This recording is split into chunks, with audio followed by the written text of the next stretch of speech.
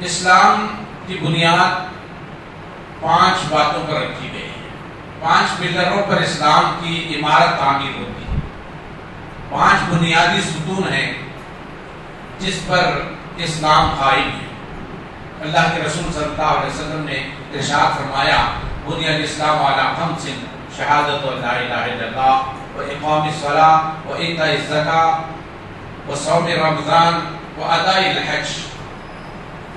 یہ 5 چیزیں اللہ کے رسول صلی اللہ علیہ وسلم نے فرمایا کہ کلمے کی گواہی دینا لا الہ الا اللہ اللہ کے سوا کوئی معبود نہیں ہے, محمد صلی اللہ علیہ وسلم اللہ کے رسول ہیں اور اس کے بندے ہیں, اور پھر نماز قائم کرنا, زکوٰۃ دینا, حج کرنا اور رمضان کے مہینے کے پورے روزے رکھنا. یہ 5 اسلام کے ارکان ہیں. ان میں سے ایک رکن حج ہے. اللہ تعالیٰ نے یہ حج ان لوگوں پر فرض کیا ہے جو حج کرنے کی طاقت رکھتے ہیں, استطاعت رکھتے ہیں. بڑی وسیع معنی میں اللہ تعالیٰ نے اس لفظ کو استعمال کیا, یعنی حج کرنے کے لیے آدمی کے پاس پیسہ بھی ہو, ملک کے حالات بھی اچھے ہوں, اسے امن بھی میسر ہو, اس کی جان کا خطرہ لاحق اسے نہ ہو, دشمن اس کی طاق میں اس کی جان لینے کے در پہ آثار نہ ہو, اور پھر حج کو جا کر آنے کے اخراجات جو ہیں سفر کے وہ پورے آدمی کے پاس موجود ہوں, تو ایسے مسلمان پر اللہ تعالیٰ نے حج فرض کیا ہے. زندگی میں ایک مرتبہ اسے ادا کرنا ضروری ہے, جس کو اللہ تعالیٰ نے حج بیت اللہ کی طاقت عطا کی. اور اگر طاقت رکھنے کے باوجود آدمی اس سے مکرتا ہے, اس فرض کی انجام دہی سے غفلت اختیار کرتا ہے, تو یہ کفر میں پلٹ جانے کے معنی میں گویا آدمی اسلام سے کفر کی طرف پلٹ رہا ہے. اللہ تعالیٰ نے جو احکام فرض کیے ہیں اسے ماننا ہر مسلمان کے لیے ضروری ہے. اسلام میں رہنے کے لیے, اسلام پر قائم رہنے کے لیے ضروری ہے کہ اسے مانے. اس کا انکار اسے اسلام سے نکال دیتا. اسی طرح کسی کے پاس اللہ تعالیٰ نے طاقت دی ہے, حج کو جا سکتا ہے, سفر کے اخراجات پورے کر سکتا ہے, لیکن اس کے باوجود وہ سفر نہیں کرتا, حج نہیں کرتا, تو گویا وہ ایک ایسا کام کر رہا ہے جو اسے کفر میں لے جانے والا, اسلام سے نکال دینے والا. تو یہ حکم ہے قرآن مجید میں, اور پھر اللہ کے رسول صلی اللہ علیہ وسلم نے اس کی بڑی تاکید فرمائی ہے. ہم کو اس بات کو سامنے رکھ کر حج کی اہمیت کو اپنے دل و دماغ میں اتارنے کی ضرورت ہے. حج کو جانا ہر مسلمان کا شوق ہونا چاہیے. دل کی آدمی کے اندر, دل کے اندر یہ نیت ہونی چاہیے, یہ ارادہ ہونا چاہیے, اس کی طرف ہونی چاہیے کہ اللہ کے اس گھر کی زیارت کر سکوں جو توحید کا مرکز ہے, جس کو اللہ تعالیٰ نے دنیا کے اندر اپنی عبادت کا پہلا گھر قرار دیا. ان اول بیت وضع للناس للذی ببکہ. اللہ کا وہ گھر جو دنیا کے اندر اللہ کی عبادت کے لیے پہلی مرتبہ تعمیر کیا گیا, وہ کعبہ کعبۃ اللہ ہے, وہ مکے میں.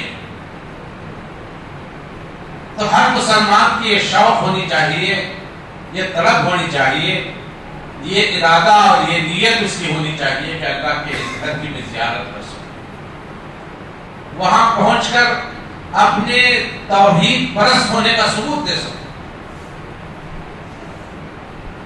یہ توحید پرستوں کا اجتماع ہوتا ہے ہر سال. اللہ اور اس کے رسول کو ماننے والوں کو ایک جگہ اکٹھا ہونے کا ایک موقع اللہ تعالیٰ نے فراہم کیا ہے. ایک بڑا اجتماع ہے, عالمی اجتماع. دنیا کے چپے چپے سے مسلمان اس گھر کی زیارت کے لیے آتے ہیں جس کا حکم اللہ تعالیٰ نے حضرت ابراہیم علیہ السلام کو دیا تھا کہ وَأَذِّن فِي النَّاسِ بِالْحَجِّ يَأْتُوكَ رِجَالًا وَعَلَىٰ كُلِّ ضَامِرٍ يَأْتِينَ مِنْ كُلِّ فَجٍّ عَمِيقٍ۔ آپ اعلان کر دیجیے، لوگوں میں یہ بات عام کر دیجیے، لوگوں کو حکم دیجیے۔ اللہ تعالیٰ نے حضرت ابراہیم علیہ السلام کو حکم دیا تھا۔ حضرت ابراہیم علیہ السلام نے وہ صدا لگائی، وہ پکار لگائی، وہ دعوت دی لوگوں کو، اور وہ سلسلہ توحید پرستوں کا چل پڑا کہ اللہ کو ماننے والے اس گھر کو پہنچ کر اپنی توحید پرستی کا ثبوت فراہم کرتے ہیں۔ یہ ایمان کی نشانی ہے، یہ ایمان کی علامت ہے کہ اللہ سے محبت کا تقاضا ہے کہ آدمی کعبۃ اللہ کو پہنچے۔ وہاں پہنچنے کے بعد انسان کے اندر اس کے ایمان کی، اس کی روحانی کیفیت الگ ہو جاتی ہے، اس کا ایک الگ انداز اور نرالا پن اس کے اندر آ جاتا ہے، اس کے اندر نکھار پیدا ہو جاتا ہے، اس کے اندر روحانیت بڑھ جاتی ہے، اللہ تعالیٰ کی لو، اللہ تعالیٰ سے محبت اس کے اندر اجاگر ہو جاتی ہے۔ تو یہ حج بڑا اہم فریضہ ہے، اور اس کے ساتھ ساتھ اللہ تعالیٰ سے محبت کا ایک انداز بھی ہے۔ اللہ تعالیٰ کی جتنی انسان کے اندر محبت ہوگی وہ اس کے گھر سے لگاؤ رکھے گا، تعلق رکھے گا، ہمیشہ اس کی یہ خواہش ہوگی کہ وہ اللہ کے اس گھر پر پہنچے اور وہاں وہ اللہ کی عبادت سے سرفراز ہو۔ یہ بڑا اونچا مقام ہے جو اللہ تعالیٰ کے گھر کو پہنچتے ہیں۔ اللہ کے رسول صلی اللہ علیہ وسلم نے اس کے بڑے ثواب بھی بتائے۔ اللہ کے رسول صلی اللہ علیہ وسلم نے فرمایا کہ آدمی جب حج کے لیے نکلتا ہے تو اس کے ایک ایک قدم پر اللہ تعالیٰ اس کے لیے نیکی لکھتا ہے۔ ہزاروں قدم انسان چل کر کعبۃ اللہ پہنچے اور وہاں اللہ تعالیٰ کی عبادت بجا لائے، یہ نیکیوں کا ایک انسان ایک انبار، ایک بہت بڑا پہاڑ لے کر وہاں سے لوٹتا ہے۔ اللہ کے رسول صلی اللہ علیہ وسلم نے فرمایا کہ جب کوئی آدمی حج کرے تو اس کے ساتھ ساتھ عمرہ بھی کرے۔ دیکھیے عمرہ یہ عام دنوں میں بھی، ہر موقع پر بھی عمرہ کیا جا سکتا ہے، لیکن اللہ تعالیٰ نے حج کو متعین کیا، مخصوص دنوں کے اندر یہ حج کے ایام ہیں، اسی میں حج کو انجام دیا جا سکتا ہے۔ لیکن عمرہ انسان اپنی زندگی میں کبھی بھی، کسی بھی مہینے میں، کسی بھی ایام میں وہ انجام دے سکتا ہے۔ تو اللہ کے رسول صلی اللہ علیہ وسلم نے فرمایا کہ جب آدمی حج کو جائے تو اس کے ساتھ عمرہ بھی کرے۔ اور پھر اللہ کے رسول صلی اللہ علیہ وسلم نے فرمایا کہ آدمی یہ نہ سمجھے کہ حج کو جانے پر جو اس کے اخراجات ہوتے ہیں، اس کے سفر کے جو خرچ ہیں، اس کی وجہ سے وہ کنگال ہو جائے گا۔ اللہ تعالیٰ حج و عمرہ کرنے والے کو فقر سے، تنگی سے، غربت سے، غریبی سے اللہ تعالیٰ نکالتا ہے، اسے تمنگری، مالداری اور غنا عطا کرتا ہے۔ حج انسان کو فقر و فاقے سے، غربت سے، غریبی سے نکال کر انسان کو تمنگر بناتا ہے، مالدار بناتا ہے۔ تو یہ اللہ تعالیٰ نے اس میں روحانی فیوز کے ساتھ ساتھ انسان کو دنیاوی فوائد بھی رکھا۔ حج ایک ایسی عظیم عبادت ہے۔ اللہ کے رسول صلی اللہ علیہ وسلم سے صحابہ کرام نے پوچھا کہ اللہ کے رسول صلی اللہ علیہ وسلم بتائیے کہ اسلام کے سب سے افضل عمل کون ہے؟ اللہ کے رسول صلی اللہ علیہ وسلم نے فرمایا کہ تم اللہ پر ایمان لاؤ اور اللہ کی راہ میں جہاد کرو۔ اللہ کے رسول صلی اللہ علیہ وسلم سے پھر پوچھا گیا کہ اللہ کے رسول صلی اللہ علیہ وسلم اس کے بعد کون سا عمل افضل ہے؟ اللہ کے رسول صلی اللہ علیہ وسلم نے بتایا کہ اللہ کے لیے حج کرنا اللہ تعالیٰ کو محبوب ترین عمل ہے، پسندیدہ عمل ہے انسان کا، کہ انسان اللہ کی محبت میں اپنے گھر بار اپنے رشتہ داروں کو چھوڑ چھاڑ کے اللہ کی لو میں اللہ کی محبت میں اس کے گھر کے لیے نکل جائے اور اس کے گھر کو پہنچ کر اس سے اپنی محبت کا اظہار۔ ہر مذہب کے اندر اپنے مذہب کے ماننے والوں کو کوئی نہ کوئی مرکزی مقام انہیں حاصل ہے، اور وہ اس اپنے مرکزی مقام کو پہنچ کر اپنے مذہب کے اعتبار سے یہ ثابت کرتے ہیں کہ ہم اس کے ماننے والے۔ مسلمانوں کا توحید پرستوں کا مرکز دنیا کے اندر کعبۃ اللہ کی شکل میں اللہ تعالیٰ نے رکھا ہے، اور دنیا کے ہر کونے سے، افریقہ سے، امریکہ سے، ایشیا سے، ہر جگہ سے جہاں بھی مسلمان اللہ کو ماننے والے ہیں، وہ ہر سال اللہ تعالیٰ کی اس گھر کی عبادت اور اس کی زیارت کے لیے نکلتے ہیں اور اپنے توحید پرست ہونے کا ثبوت وہاں فراہم۔ یہ توحید پرستوں کا اجتماع، عالمگیر اجتماع، جس کے اندر انسانوں کو یہ سبق دیا گیا، اور اللہ کے رسول صلی اللہ علیہ وسلم نے حجۃ الوداع کے موقع پر فرمایا تھا، جو اللہ کے رسول صلی اللہ علیہ وسلم کے حج کا آخری سال، یعنی اللہ کے رسول صلی اللہ علیہ وسلم کا آخری حج تھا اور آخری سال تھا، جس میں اللہ کے رسول صلی اللہ علیہ وسلم نے فرمایا لا فضل لعربی علی عجمی ولا لعجمی علی عربی ولا لاسود علی احمر ولا لاحمر علی اسود الا بالتقوی۔ کسی کو کسی حیثیت سے امتیاز اور فرق اور بڑا پن کی حاصل نہیں ہے، کوئی بڑا اور چھوٹا نہیں اسلام کے اندر۔ عربی ہونے کی حیثیت سے کسی عربی کو عجمی کو یعنی غیر عربی کے مقابلے میں کوئی فضیلت حاصل نہیں ہے کہ یہ عرب کا رہنے والا ہے تو اسے بڑا اونچا مقام، اسے بڑی فضیلت حاصل ہے، اور غیر عربی کو جو عربی نہیں ہے وہ کم تر حقیر ہیں، ایسا نہیں ہے۔ کسی کو کسی کے اوپر کوئی فضیلت نہیں، نہ گورے کو کالے پر نہ کالے کو گورے پر فضیلت ہے۔ آج بھی دنیا کے اندر یہ لڑائی، یہ فتنہ سر چڑھ کے بول رہا ہے، گورے اپنے آپ کو بڑا فوقیت دیتے ہیں، بڑا امتیاز ان کو اپنے آپ کو سمجھتے ہیں کہ بڑے ہم اونچے ہیں، کالے ہمارے سامنے کوئی حیثیت نہیں رکھتے، ہمارا ان کا کوئی مقام نہیں ہے، یہ جیسا ان کی پوزیشن نہیں ہے، یہ سمجھتے ہیں۔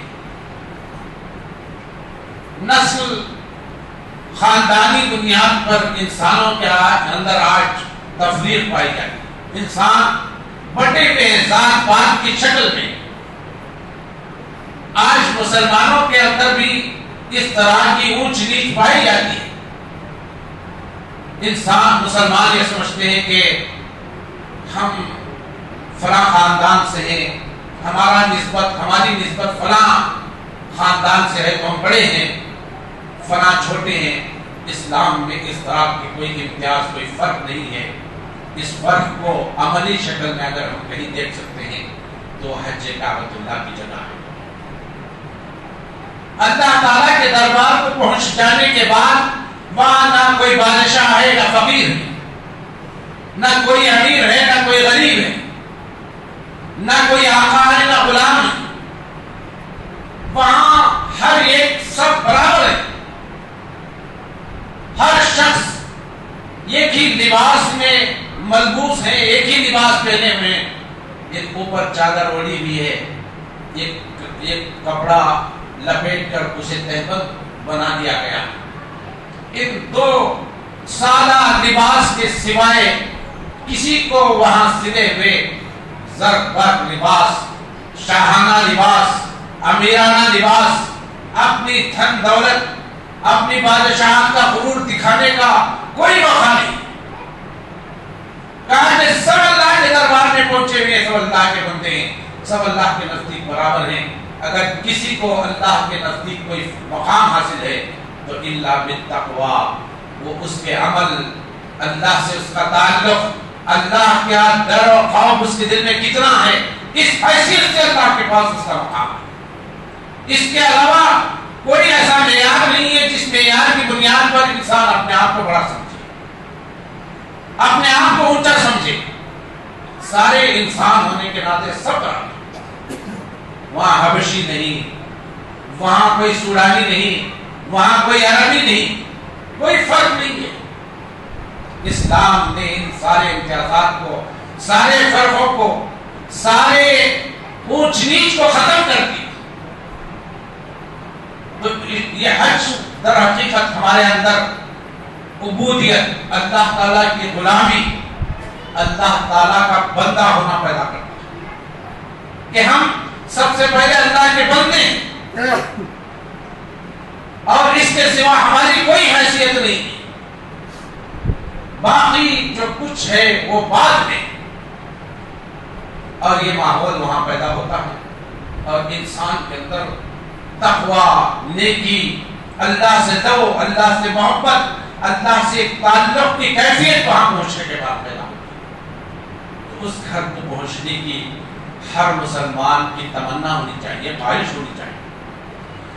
ہاں، اللہ تعالیٰ نے جن لوگوں کو طاقت دی ہے، استطاعت دی ہے، ان پر یہ فرض ہے، لیکن باقی لوگوں کو، ہر مسلمان کو بھی یہ تمنا کرنی چاہیے، یہ آرزو کرنی چاہیے، یہ خواہش رکھنی چاہیے کہ ہر مذہب والے اپنے مرکزی مقام کو پہنچ کر اپنے دھرم کا، اپنے مذہب کا ثبوت دیتے ہیں، میں بھی مسلمان ہوں، اے اللہ میں تجھ سے لو رکھتا ہوں، تجھ سے میں محبت رکھتا ہوں، تو اس کے خاطر مجھے بھی تیرے گھر کی زیارت نصیب کر۔ یہ انسان کو خواہش کرنی چاہیے۔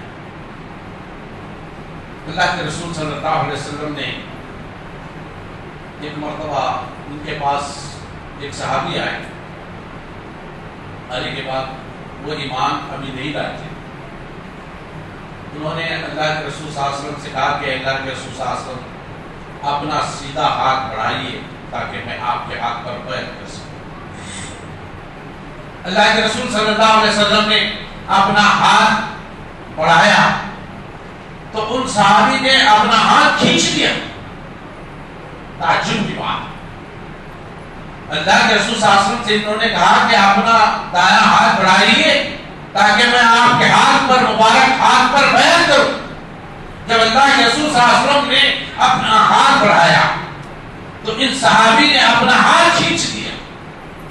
اللہ کے رسول صلی اللہ علیہ وسلم نے پوچھا کہ اے ابا تمہارا کیا معاملہ ہے؟ تم نے اپنا ہاتھ کھینچ لیا، وجہ کیا ہے؟ تو انہوں نے کہا کہ اللہ کے رسول صلی اللہ علیہ وسلم ایک شرط ہے، میری ایک شرط ہے، اگر آپ اس شرط کو مان لیں گے تو میں آپ سے بیعت کروں گا آپ کے ہاتھ پر۔ تو اللہ کے رسول صلی اللہ علیہ وسلم نے فرمایا کہ اے ابا بتاؤ ایسی کیا شرط ہے، ایسی کیا بات؟ تو انہوں نے کہا اللہ کے رسول صلی اللہ علیہ وسلم میں چاہتا ہوں کہ میرے اسلام لانے سے پہلے جو گناہ ہیں اللہ تعالیٰ اسے معاف کر دے، مغفرت میری فرما دے گا تو میں آپ کے ہاتھ پر بیعت کرنے کے لیے تیار ہوں۔ اللہ کے رسول صلی اللہ علیہ وسلم نے فرمایا ہے بس آپ کو معلوم نہیں ہے کہ اللہ تعالیٰ اسلام سے پہلے کیے گئے سارے گناہوں کو جو ہے دھو دیتا ہے، اس کی گرفت نہیں کرتا۔ اسی طرح آدمی جب حج کے لیے جاتا ہے تو اللہ تعالیٰ اس حج کی وجہ سے، حج سے پہلے جتنے انسان نے گناہ کیے ہیں اس کو معاف فرما دیتا، اس کو مٹا دیتا۔ اگر آدمی نے حج کے دوران لا رفث ولا فسوق ولا جدال فی الحج کا طریقہ اختیار کیا، یعنی حج کے دوران اس نے کوئی فسق و فجور نہیں کیا، اس نے گناہ کا کام نہ کیا ہو، تو اللہ تعالیٰ اس حج کی وجہ سے انسان کے سارے گناہ جو پچھلے اس کے ہوئے تھے معاف کر دیتا۔ اللہ کے رسول صلی اللہ علیہ وسلم نے فرمایا آدمی حج سے جب اس کا حج قبول ہو جائے اللہ تعالیٰ کے نزدیک میں، ہم لوگوں کو حج اللہ کی رضا کے لیے کرنی چاہیے۔ حج کی عبادت اللہ کی رضا کے لیے ہونی چاہیے، حالانکہ اسلام کا حکم یہ ہے کہ ہر عبادت اللہ کی رضا کے لیے ہو، اور حج بھی اللہ کی رضا کے لیے ہونی چاہیے۔ اگر ہم یہ چاہتے ہیں کہ اللہ کی رضا اس میں حاصل ہو، ہمارا حج اللہ قبول کرے، تو پھر ہم کو یہ توقع نہیں رکھنی چاہیے کہ کوئی ہمیں حاجی ملے۔ بعض لوگ اپنے نام کے ساتھ حاجی لکھواتے ہیں، لکھتے ہیں، کہلواتے ہیں اور کہتے ہیں لوگ، سب بیکار کی باتیں۔ حج ایک فرض ہے، اللہ تعالیٰ نے ادا کیا، نماز ایک فرض ہے، زکات ایک فرض ہے، روزہ ایک فرض ہے۔ ہم نے اگر وہ فرض ادا کر لیا تو کیا ہم کو اس نام کے ساتھ پکارا چاہیے؟ بھائی اگر نماز ہم کو فرض کی، اللہ تعالیٰ نے فرض کی ہے، تو کیا میرے نام کے ساتھ میں نماز ہی لگا ہوگا؟ اگر زکات فرض تھی، اگر میں نے زکات دی، تو کیا میں اس کے ساتھ اپنے نام کے ساتھ اس زکات کا پیٹر لگاؤں گا؟ تو پھر یہ حج کے ساتھ کیوں خصوصیت کے ساتھ ہم اپنے آپ کو حاجی کہلوانا، حاجی لکھوانا، حاجی اگر کوئی نہ کہے تو اس پہ غصہ ہو جانا، یہ کیا مانے؟ اللہ کے رسول صلی اللہ علیہ وسلم نے فرمایا کہ حج بھی اللہ کے رضا کے لیے کی جائے۔ حج کو جاتا ہے آدمی اللہ کو دکھانے کے لیے نہیں، اللہ کو راضی کرنے کے لیے، انسانوں کو دکھانے کے لیے نہیں۔ ہم جب حج کو جاتے ہیں تو ہم یہ چاہتے ہیں کہ سارے لوگوں کو پتہ چلے، ساروں کو معلوم ہو کہ فلاں حج کے لیے جا رہے ہیں۔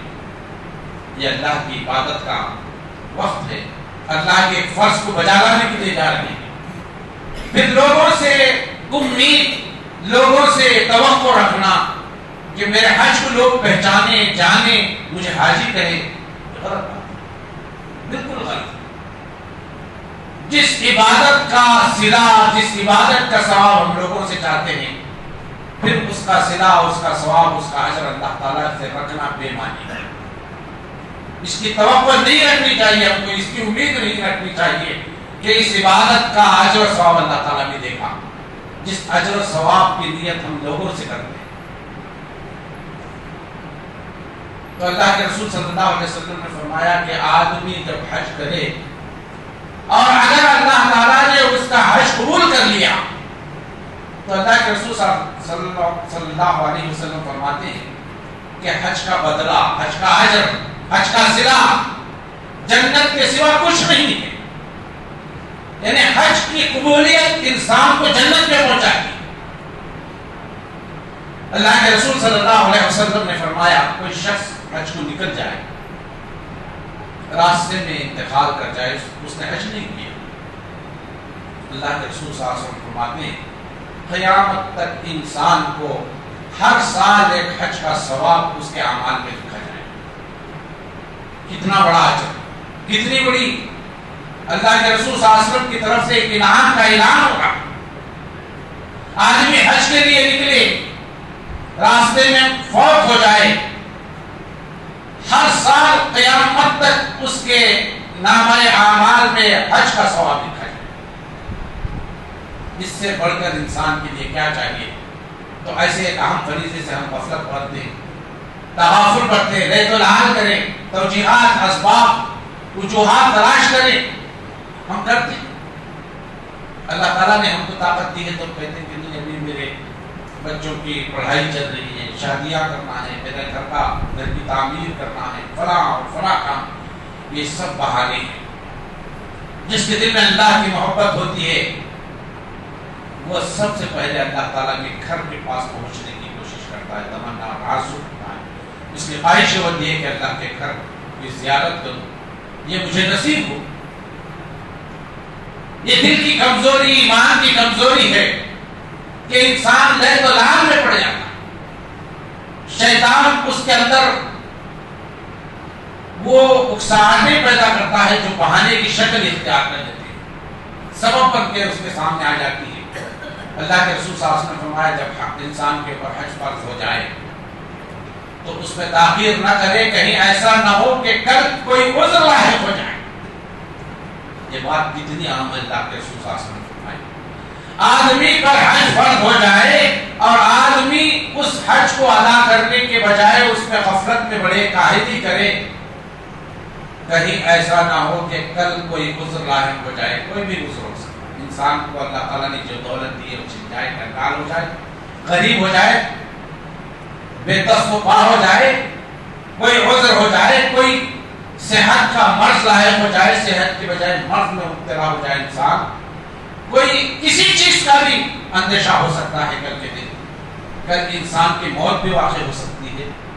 تو انسان کبھی جب اللہ تعالیٰ نے اسے اس اہم فریضے کو اس پر فرض کیا ہے اور وہ اس قابل ہوا ہے, تو پہلے اسے اللہ کے لیے حج کی امید اور حج کی نیت اسے کرنی چاہیے. اور پھر اللہ کے رسول صلی اللہ علیہ وسلم نے فرمایا حج مبرور کی علامتیں کچھ علماء کرام نے حدیث کے روپ میں ہمارے سامنے پیش کی. انسان جب اللہ تعالیٰ کے لیے حج کرتا ہے اور وہ حج اس کا قبول ہوتا ہے تو اس کی علامتیں انسان کے اندر نظر آتی ہیں.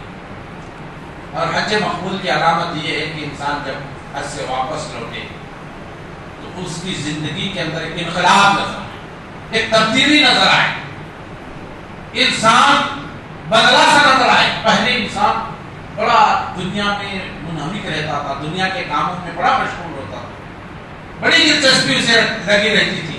لیکن جب حج کو جا کر آئے تو انسان کو دنیاوی مشاغل سے ایک طرح سے اس کا دل اٹھان جائے, دل کے اندر بیزاری پیدا ہو جائے, دل کے اندر دنیا کی نفرت پیدا ہو, اللہ کی محبت, اللہ کی لو, اللہ کے احکامات کی, اللہ کے گھر کی, اللہ کے شاعر کی, اللہ کے دین کی محبت اس کے اندر رچ بچ جائے. انسان برائی سے نفرت کرنے لگے, نیکی کا جذبہ اس کے اندر زیادہ سے زیادہ بیدار ہونے لگے, ہمیشہ اللہ کا ذکر, اللہ کی یاد میں انسان لگا رہے. یہ مقبول حج کی نشانی ہے. اگر یہ نہیں ہے تو اس کا مطلب یہ ہے کہ ہم نے حج تو کر لیا لیکن وہ مقبولیت کے مقام کو نہیں پہنچا سکتے. ضرورت اس بات کی ہے کہ اس اہم فریضے کو ادا کرتے ہیں اس بات کا ہم خیال رکھیں کہ یہ حج جیسا فریضہ اللہ کے ہاں قبول ہو, ہماری جنت میں لے جانے کا ذریعہ ثابت ہو, ہماری بخشش کا سامان ہو. یہ حج بہت بڑا بہت بڑی عبادت ہے, اللہ تعالیٰ کے دین کا ایک اہم رکن ہے. اسے جس پر اللہ تعالیٰ نے اسے فرض کیا ہے اسے سب سے پہلے اسے انجام دینے کی فکر کریں. اس میں کوتاہی, سستی, کاہلی, مختلف ہیلے بہانے بنا کر ٹال مٹول کرنے کی کوشش نہ کریں.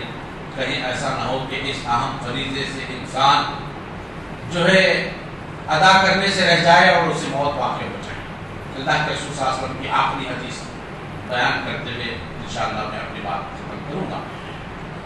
اللہ کے رسول صلی اللہ علیہ وسلم نے فرمایا کہ اللہ تعالیٰ نے جس شخص کو حج کی طاقت عطا کی تھی, استطاعت دی تھی, اس کے باوجود اس نے حج نہیں کیا تو اللہ کے رسول صلی اللہ علیہ وسلم فرماتے ہیں اب وہ چاہے یہودی ہو کر مرے یا نصرانی ہو کر مرے, اللہ کو اس کی کوئی پرواہ نہیں.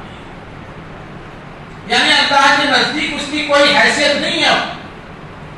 جو طاقت کے باوجود جس نے حج ادا نہیں کیا اب وہ کس حالت میں مرتا ہے اس کی اللہ کو کوئی پرواہ نہیں. یہودی ہو کر مرتا ہے, نصرانی ہو کر مرتا ہے, کس بات پر اس کا خاتمہ ہوتا ہے, اس کی موت آتی ہے, اس سے کوئی فرق پڑنے والا نہیں, کیونکہ اس نے اللہ کے ایک اہم فریضے سے اپنے آپ کو غافل رکھا, اسے انجام نہیں دیا. حضرت عمر رضی اللہ تعالیٰ عنہ اپنے دور خلافت میں یہ کہتے ہیں کہ میرے دل میں یہ بات پیدا ہوتی ہے کہ میں چاہتا ہوں کہ میرے اپنے مال کو گورنروں کو اس بات کا حکم دوں کہ وہ شہروں میں گھوم پھر کر لوگوں کے حالات دیکھیں اور یہ دیکھیں کہ کس کے اندر حج کی طاقت ہے, اس کے باوجود وہ حج نہیں کرتا, تو میں ان لوگوں پر ذمیوں کی طرح ان کو ٹیکس کروں, ان کو جزیہ ان کے اوپر نافذ کروں. یعنی حج سے غفلت اتنی बुरी चीज है, इतना बड़ा गुनाह है। हजरत उमर रज़ियल्लाहु ताला अन्हु कहते हैं, मैं उनका शुमार मुसलमानों में नहीं करूँगा, बल्कि मैं उनको समझूंगा जिस तरह जिम्मी गैर मुस्लिम इस्लामी हुकूमत के मातहत रहकर जिजिया देकर रहते हैं, मेरा दिल चाहता है कि उनसे भी जिजिया वसूल करूं। तो भाई और बुजुर्गों, इन सारी चीजों से जो बात निकल कर आती है वो ये है, हज एक अहम फरीजा है और इससे गफलत इंसान को दीन से दूर कर देता है, कुफ्र तक ले जाने वाला अमल, बल्कि साफ तौर पर अल्लाह ताला ने इस आयत के अंदर कहा, वलिल्लाहि अलन-नासि हिज्जुल बैति मन इस्तताअ सबीला व मन कफर फइन्नल्लाहा गनिय्युन अनिल आलमीन। इस आखिरी फिक्रे का मतलब ये है, जिसको अल्लाह ताला ने ताकत दी थी फिर भी वो हज नहीं करता, तो फिर ये गोया कुफ्र में पलट जाना है। अल्लाह ताला के साथ कुफ्र करने से अल्लाह का कोई फर्क पड़ने वाला नहीं, अल्लाह ताला को कुछ नुकसान होने वाला नहीं है। अल्लाह तो हर चीज से बेनियाज है, तुम्हारे कुफ्र से, तुम्हारी इताअत से, तुम्हारी फरमाबरदारी से, तुम्हारे ईमान लाने से अल्लाह को कुछ बड़ा हासिल होने वाला नहीं है, लेकिन तुम्हारे अमल से तुम कुफ्र में पलट जाओ। तो ये तंबीह है, एक गौर तलब बात है कि जब अल्लाह ताला ने हमको इस्तिताअत दी है तो फिर फौर हज के लिए निकलने की, हज को अदा करने की, अल्लाह के घर की ज़ियारत करने की, वहाँ ईमान परवर मनाजिल से अपने नूर को, अपने दिल को नूर से मुनव्वर करने का मौका। तो ये कभी इस मौके से कभी एक मोमिन पीछे नहीं हट सकता। अगर ये सोच हमारे अंदर पैदा होती है तो फिर हम अपने ईमान की खैर बनाएं। भाई और बुजुर्गों, एक अहम फरीदा हमारे सामने आ रहा है। जो लोग हज नहीं कर सकते उनके सामने भी हजरत इब्राहीम अलैहिस्सलाम की उस अदा को जो कुर्बानी की शक्ल में उन्होंने पेश की, अल्लाह ताला ने उस सुन्नत को, उस तरीके को रहती दुनिया तक के लिए जारी किया। उसमें भी हमारे अंदर सबक है कि तुम अगर वहां नहीं पहुंच सकते तो कम से कम अपने मकाम में कुर्बानी देकर ये साबित करो कि अल्लाह के दीन के लिए, अल्लाह के लिए, अल्लाह के रसूल के लिए अगर तुमको अपनी हर चीज की कुर्बानी देने का मौका है तो इसमें पीछे नहीं हटो। कुर्बानी का दरअसल यही मकसद, यहाँ सिर्फ जानवर जुबा कर देना मकसूद नहीं है। अल्लाह की इताअत का जज्बा, अल्लाह के दीन की मोहब्बत, अल्लाह की मोहब्बत, अल्लाह के रसूल की मोहब्बत तुम्हारे दिलों के अंदर कितनी है, ये अल्लाह ताला देखना चाहता है। तो अल्लाह ताला से दुआ है कि अल्लाह ताला मुझे और आपको उसके घर की ज़ियारत नसीब फरमाए। हर मुसलमान की तमन्ना और आरज़ू है अल्लाह